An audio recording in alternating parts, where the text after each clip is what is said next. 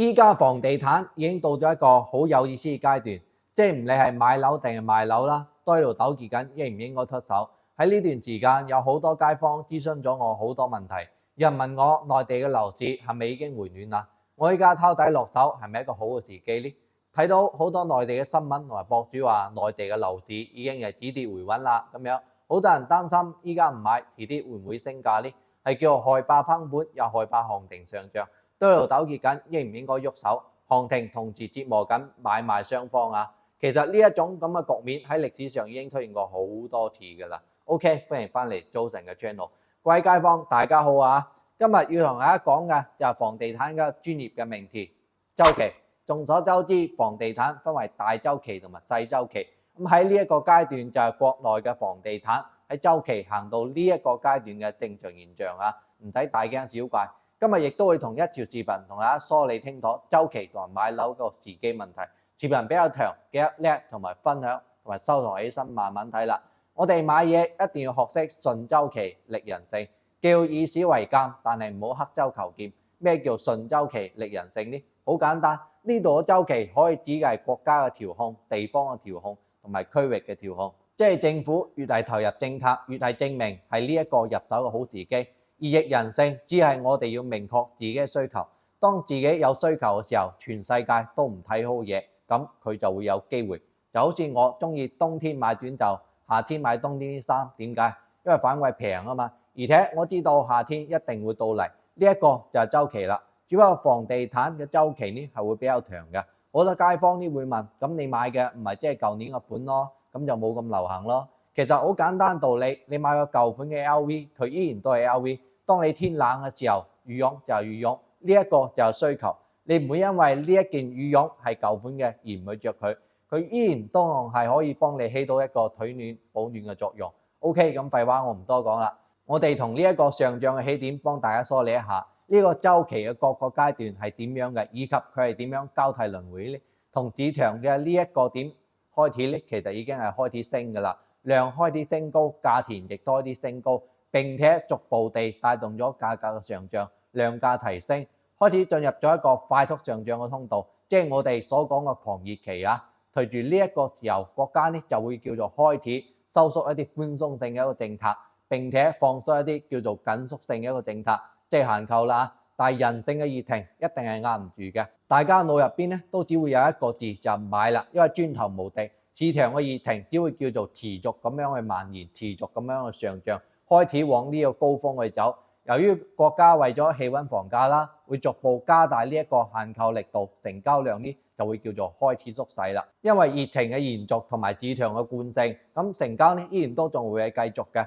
價格呢依然都仲係會上漲，並且進入咗最後一個上漲期啦。但係依家市場係價高量少，整個市場呢係開始收縮嘅。呢個時候只要限購政策叫做稍微咁樣加強一點點，就會令到本身就收縮嘅成交量進一步去萎縮，市場呢亦都會隨之開始降溫，價格呢亦都會叫做開始橫盤下降。咁到咗呢一個時候，其實大眾嘅熱情呢就叫做係開始冷卻㗎啦，市場呢亦都開始往呢一個冷淡期邁進。隨住時間一個推移，呢個市場嘅活躍度呢就會越嚟越低，越嚟越低，成交量呢都會進一步咁樣下跌，甚至乎係腰斬，價格呢亦都會進入咗呢個下跌嘅通道。等到市場衰落，唔單止係成交量，仲有價格嘅時候，咁呢一個市場呢就叫做係正式咁樣進入咗冰封期啦。但係一路咁樣落去都唔係路㗎嘛，隨住呢一個經濟下行嘅壓力越嚟越大，慢慢國家亦都會叫做開始撤銷之前一啲限制性嘅政策。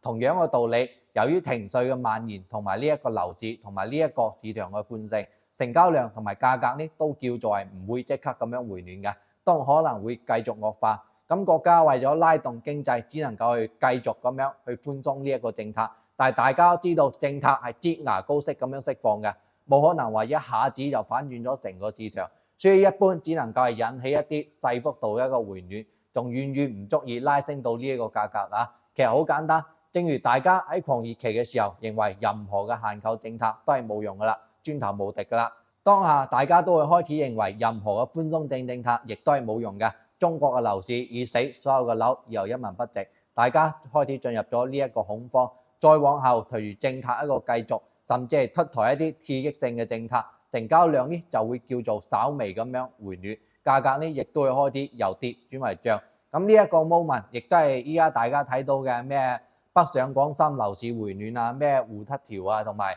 廣州政策調整一個頹形啦。呢個時候，我覺得周期呢就叫做係開始輪迴啦，即係又翻轉我哋開頭所講嘅呢一個起點。咁喺呢一輪入邊，最關鍵嘅就係房地產嘅周期，唔單止係同經濟周期掛鈎，佢亦都係同埋呢一個政策係高度聯動嘅。並且唔理係呢一個緊縮型定係寬鬆項嘅一個政策，佢都唔會叫做一次就咁樣見效，一次就達到呢一個目的，佢都係漸進式嘅。呢一點就俾啲有經驗嘅人釋放咗機會同埋信號，同時亦都會賣葬大把嗰啲不知所言嘅人。梳理清楚呢一個週期，咁我哋就要學識利用週期提高自己一個效率同埋安全邊際啦。大家可以睇翻呢一幅圖啊，因為呢一個價格同埋呢一個週期波動嘅存在，一個週期內天然就出現咗買賣樓嘅4個交易嘅一個區間，分別買樓嘅左右側同埋賣樓嘅左右側。咁今日呢，我哋就重點講買樓啦。所謂嘅左側就係價格當喺度跌緊，曲線呢當喺拐點之前，但係已經離呢一個拐點唔遠啦。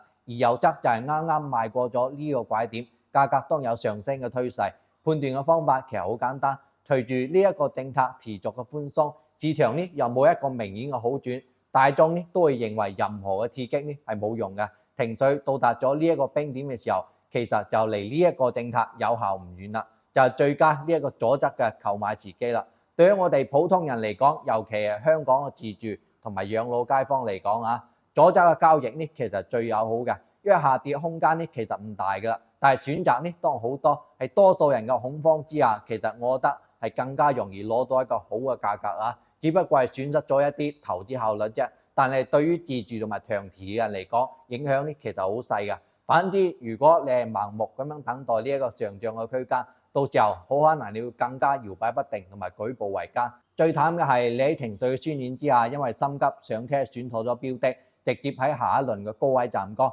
咁知道呢啲嘅話，其實都未夠嘅。點解我開頭講話要以史為鑑，但係唔好刻舟求劍呢？因為相對於之前嚟講，樓嘅分化其實已經變得係嚴重同埋貼底㗎。上兩條視頻其實都有講分化，有感興趣嘅朋友呢可以翻上去上邊睇一下。咁樓由於價值同埋供需分化，導致到佢哋對政策同埋行情嘅反應速度呢，同埋反應嘅程度呢係完全唔一樣嘅。通常情況下，核心城市嘅優質房產，因為客群呢會比較敏感，佢哋會叫做優先去置換、資金避險等因素，咁就會率先出現咗單價上漲，以此嚟帶動下一級城市一個房產，再慢慢去帶動情緒。所以好多街坊問我係咪升？係，而且當然係量價提升。幫我指嘅係廣州同埋深圳啊。我講過，所有嘅政策呢，其實都有滯後性嘅，而中山樓價嘅升幅呢，全部都係靠輻射。呢一個輻射只係一線城市嘅房價輻射到中山，而呢一個輻射呢係有滯後性同埋不確定性嘅。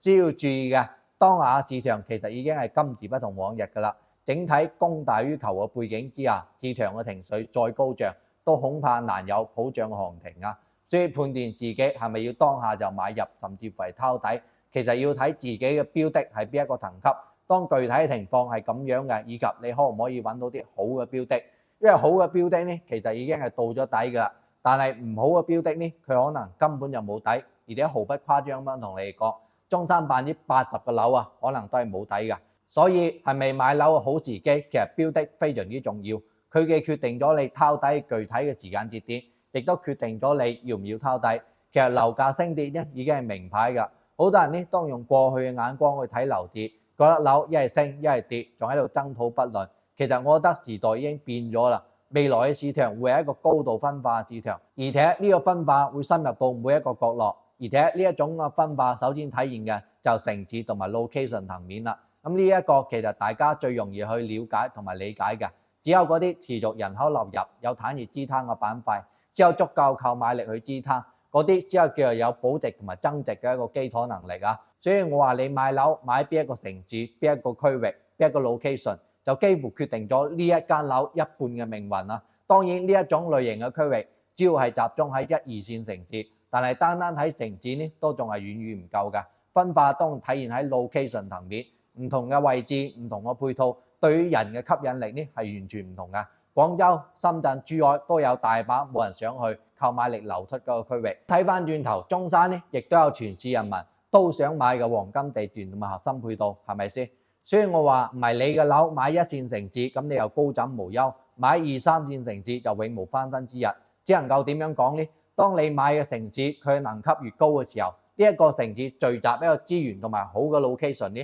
就會越多，想要呢一個 location 嘅人呢亦都係越多嘅。咁保值同埋增值嘅樓呢亦都係越多嘅，係咪先？咁樣第二個層級嘅分化呢就制度帶嚟一個分化啦。國內未來嘅市場呢，我覺得會越嚟越好似新加坡咁樣，行商品房同埋保障房雙行一個雙軌制。國家呢會喺居住需求量大嘅區域，會大力去建設呢一個保障房同埋長租房，等大多數嘅人用更加低嘅成本，能夠穩定住到一個優質嘅好房子，實現居者有其屋。呢一個就政策嘅嘢。中山呢依家亦都係行緊呢一條路，咁樣一嚟話呢，好多人對於必須買樓呢一件事嘅執念呢，佢就會降低啦。另外一方面，商品房嘅價格呢就唔叫做係再影響到民生啦，所以對於商品房嘅限制性條件呢就會徹底咁樣去取消。呢一個亦都係近段時間廣州同埋上海政策嘅底層邏輯啦，完全回歸市場。正因為咁樣，商品房嘅內部差距呢就會俾人拉得越嚟越大，產生一個分化呢會比以前更加激烈。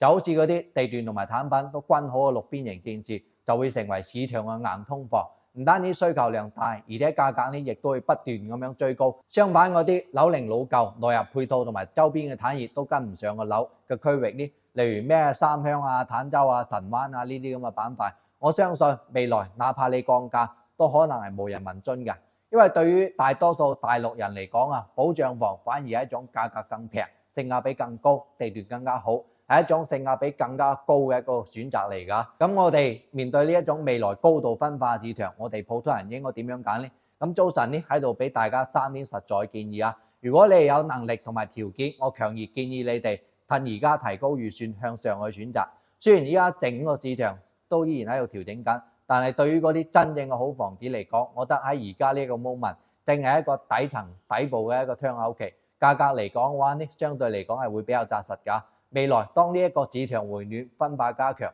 呢啲好樓向上嘅空間呢，就會比普通嘅樓係要大得多。現階段你嘅預算係夠嘅，買一層向上更加好嘅樓，好可能係你呢幾年做得最正確嘅一筆投資。第二嘅話呢，就要學識睇數據啦。如果你睇嘅區域或者小區成交量低、掛牌量又超高，甚至乎你見到好多腰斬嘅二手房，大降價都好難賣得出去。咁你睇到呢啲信號嘅話，其實已經證明咗呢個板塊或者呢一個小區喺市場上呢，其實係冇咁受歡迎嘅，供需情況呢亦都係冇咁好嘅。咁呢啲樓呢喺未來大概率呢就俾人分化嘅對象啦，好難有機會回暖。所以你買咗，要麼你果斷去置換，要麼你過肉離場，要麼就徹底放明心態，純粹去住。第三嘅話呢，如果你未買，預算又唔夠，亦都唔願意用消費心態去買樓，咁你一定要放低對間屋所有權嘅執念啦。強行低首付上車或者強行郊區上車，我覺得你大有機率係會後悔㗎。唔單止享受唔到配套，甚至呢都住得唔舒服。未來想變現，我覺得都係一件超級困難嘅事嚟嘅。建議各位街坊，如果係要睇郊區，建議係先租再買啦，因為只有自己親自住過，先知道究竟如何。希望大家可以睇清楚呢一個分化推勢，根據自己嘅情況去做打算啦。所以醒目嘅朋友，我哋要知道喺咩時候做出最優嘅選擇，而唔係根據你嘅喜好或者一個短期嘅行程去買嘢。內地嘅樓市同埋香港呢係完全唔一樣㗎，而且好多伏都係人為做出嚟嘅伏。雖然我講嘅嘢未必係啱㗎，但係你哋一定可以喺我呢一個頻道睇到人哋唔敢講或者人哋唔識講嘅嘢啦。OK， 咁故事呢就到呢度啦，我哋理性分析一下。如果覺得我呢條視頻有用嘅話，可以俾翻個 like 俾我，同埋 follow 翻我嘅 channel 啊，或者 share 翻準備翻嚟大灣區接嘅朋友啊。咁如果係想我幫各位去揀樓或者曝光黑幕嘅話呢，都係直接揾到我啊。如果覺得我呢條視頻係 OK 嘅，留翻低支持2個字啊，各位老友記支持就我最好嘅動力啦。今期視頻呢就到呢度啦，我哋下期再見啦，拜拜。